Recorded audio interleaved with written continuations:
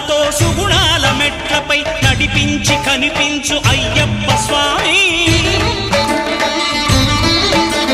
మకర సంక్రాంతి సజ్జోతివై అరుదెంచి మహిమలను చూపించు మణికంఠ స్వామి. కర్మబంధము బాపు ధర్మశాస్త్ర కలిభీతి తొలగించు భూతాధినేత.